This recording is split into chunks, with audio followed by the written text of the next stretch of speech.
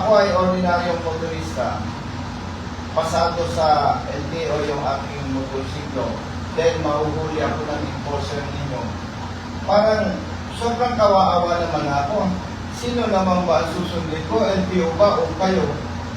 Sobrang, by the way, ako nagsasalita on behalf of the riding community.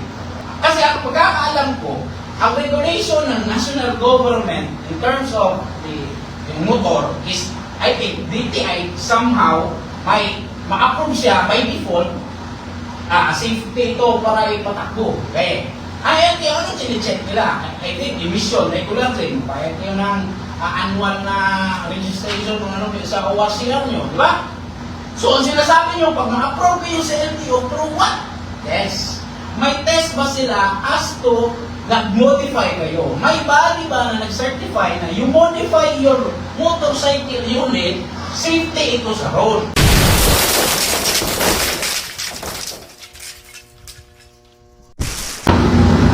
Paano natin masabi na excessive noise yung isang sound Yun nga. ng muffler? Parang, kunwari, may firearm ako, pam! Yes, sir. Subjective nga. Ay tapos, yung masikang, BAM! Iba. Paano mo sasabihin kung walang... Doon na pumapasok, sir, ang memorandum circular ng LTO. Dapat may sound meter. Yes. Oo. Dapat may sound meter when we implement this. Talo na naman ang riding community dito. I know, mag-agree ka kasi lawyer ka, alam mo na, nandiyan ka sa position ng CTTM mo, unfair na ito sa riding community. Excessive noise, nandito. Pero how can you say nga, excessive noise yung muffler niya, hindi mo nga, wala nang panukat yung... Yun na nga, sir. We compared it to the implementation of LTO on the disagreeable noise. Yes. That is why may memorandum circular sila, naglagay sila ng decibel. Because when they implement that one as to disagreeable noise, that is subjective. So they put guidelines there, when they apprehend, or kami, if deputized agents kami ng LTO, they should have a sound meter. Hindi, ganito, sir, huwag na natin ihalo muna yung isyo. Doon muna tayo sa mismo ordinansa ninyo. Ako. Very clear, you as lawyer, do, hindi kita tatanungin ng yes or no, o parang pumapagpul sa akin, kasi ikaw yung nasa sindihan mo. Parang anti-coming naman, o parang kino-corner kita. Is, yung excessive noise, talagang very clear, may problema dyan. Kasi, paano mo masabing excessive noise, walang meter ang enforcer natin? Kaya totoo yung complaint attorney. Ay, i-kuha na lang natin, sir. Correct natin, hindi pala excessive noise. Unusual noise. O paano naman maraman natin yung unusual noise? That is why, yun na nga, sir. Dapat when we implement this, there might be decibel meter. But for the record, sir, wala pa kaming nag-implement dito. Because nga, we require a sound meter. Kaya nga, totoo yung complaint na parang nagduda lang, Oo. huli na. Totoo in their side. Kasi what they know is that nahuli sila because of the noise, which is not. Nahuli kayo because of the modified muffler, which is a different section. That is section 1 Yes, dito. yes, I agree with you. Pero, matanong kita, attorney, pwede mo sagutin Yes, sir. kung gusto mo, pwede hindi rin. Okay.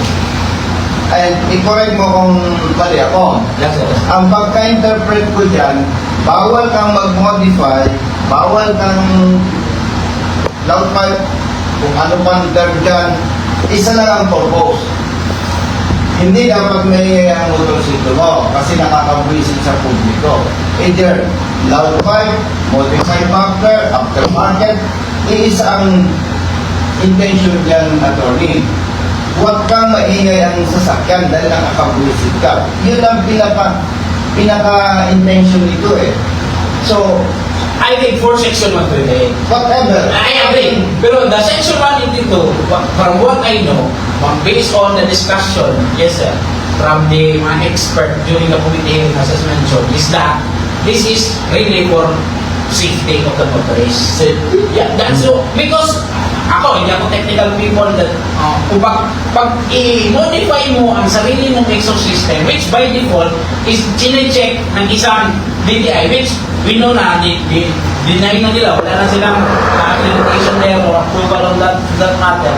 But if that is the purpose, if you modify specify something in your motor, like yung capacity, yung anything else, is it would sacrifice the safety of the motor. Okay. Wala, yun ang Okay.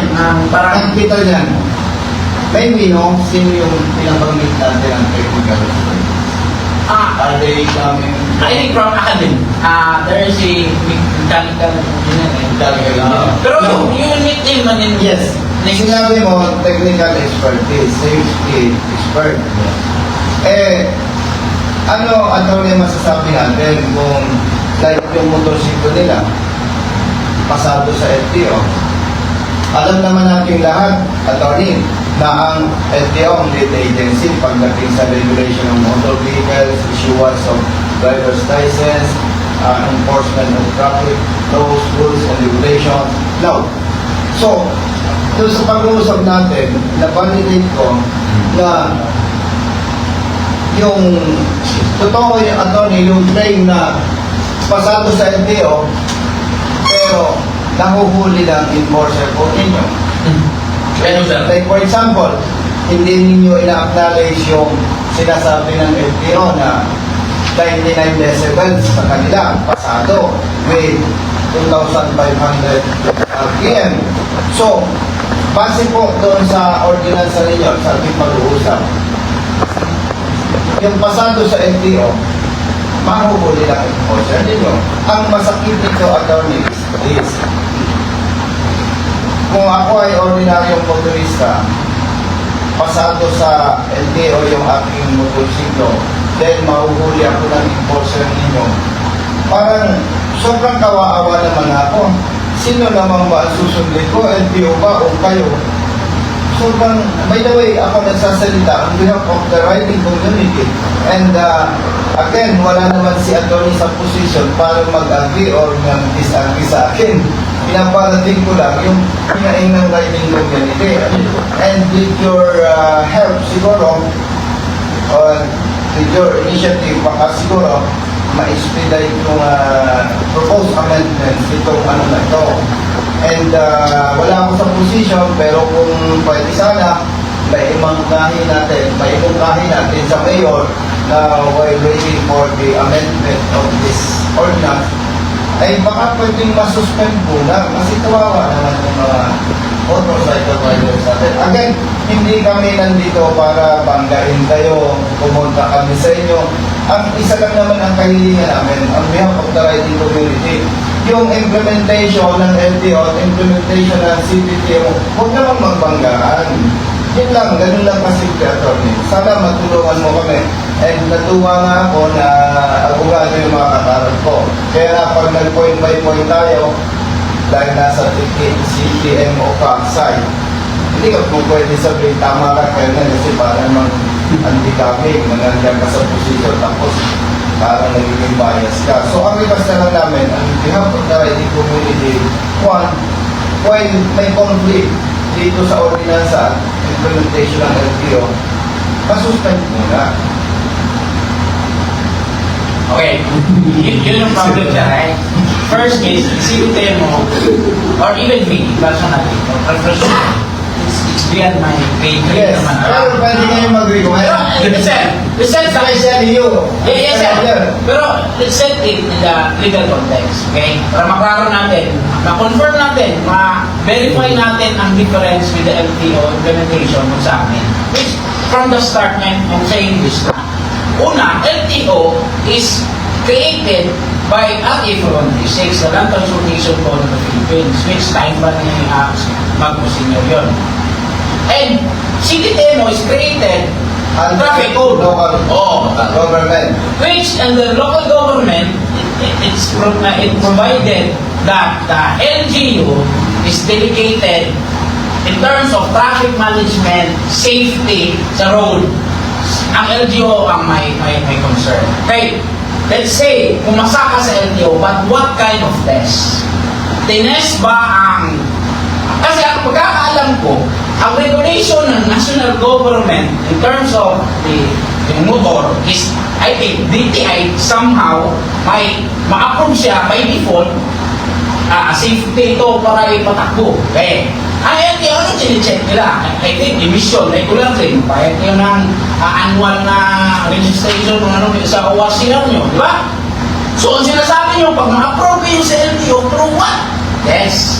May test ba sila as to nag-modify kayo? May bali ba na nag-certify na you modify your motorcycle unit, safety ito sa road? Which I think we need a statement from you. Oh, kung meron silang ganun, sir, meron silang ganun, so kami naman, if that is the policy of the LTO na saying, pag mag-modify, in-approve nila, pwede ito ipatakbo sa buong mundo, then kami, because in addition to the LTO's implementation, in addition kami, hindi talaga kami mag-counter sa kanila.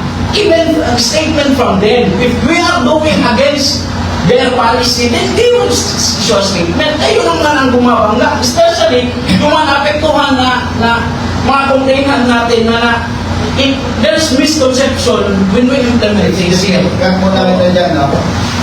Kanina may nag-interview sa akin.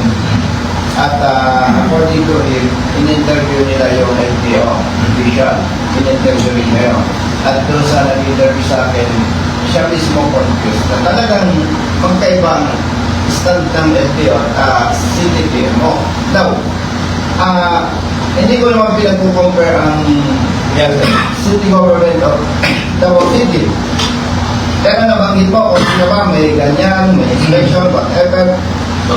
Mayroon silang private motor vehicle inspection center eh. No? At ang laki ng binabayaran ng mga turista. Now, again, hindi ko kayo pinag-compare. Pero mayroon silang facility na gano'n. And I believe walang gano'ng pasilidad ang lokal na pamahalaan ng Davao City. But hindi yun ang argumento dito, attorney. Ang argumento dito is totoo na may kapangyarihan ang LGU and the CTPMO is under the LGU. No question asked doon. Pero sa ngalan ng public service, dapat hindi magbanggaan talaga ng LTO at LGU. Ang kawawa kasi ng mga ito eh. Could you imagine? Galing sila ng LTO, nagparehistro, dumaan sa proseso, then dadaan sa Davao City, mahuhulin. Ano lang gagawin ng ating mga maliliit na mga nagawa? Yun lang naman ang talagang masakit dyan na parang, sorry sa term ha, parang kung pababayaan natin yan, kanya-kanyang diskarte na lang.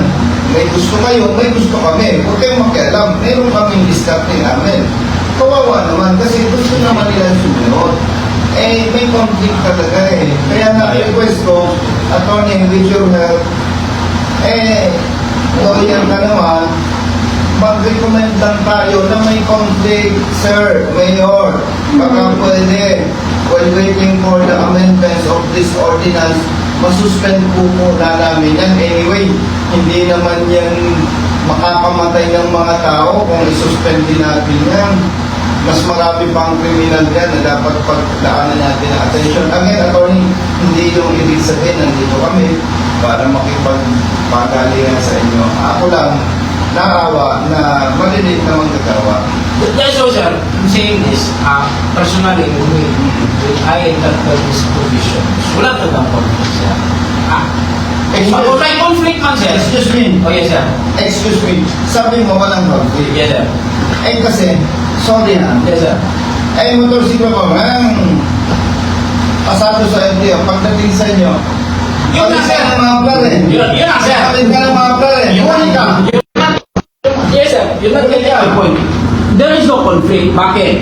Ang ini-inspect ba is the modified itself ng LTO na okay ito patakbuhin. If that is the case, then yeah, I agree, there's conflict. But that is not the case. Nagre-renew kayo, for what purpose there? Diba? For what purpose? Tatanungin ko kayo. Bakit kayo nagre-renew sa LTO? For your modified muffler? Bakit yun?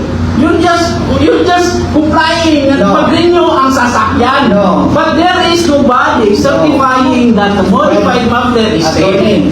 DTI denied it. Wala. Attorney, Actually, we agree to disagree then, but what's the use of Private Emission. motor vehicle. Oh, you say emission. Oh, that's Philippine Clean Air Act. Para ma-save ang air. But that is not for safety. Pero ang purpose ng City Ordinance when we implement this modified matter is safety. That's our aim. If you can question that, question it in court. You question the implementation of those guidelines. I think there should be a proper case of that. Okay? And kami, again, we used to re-emphasize this, reiterate that we'll just do it. So, ibig sabihin, wala kayong plan. Ang our level, sir. Pero again, hindi na sa taas namin. Hindi namin pwedeng asahan na magre-recommend kayo na for the meantime, masusunod mo na yun. Yes, sir. I know for a fact there's no such thing as that. If that is the city ordinance, ganun ang nakalagay. There are other matters na ninalabi namin, even us, because the city ordinance provided it, but otherwise parang may conflict. Even us cannot do that because again, we are not the policy making body. So, We know that. Ibig sabihin, ang ano lang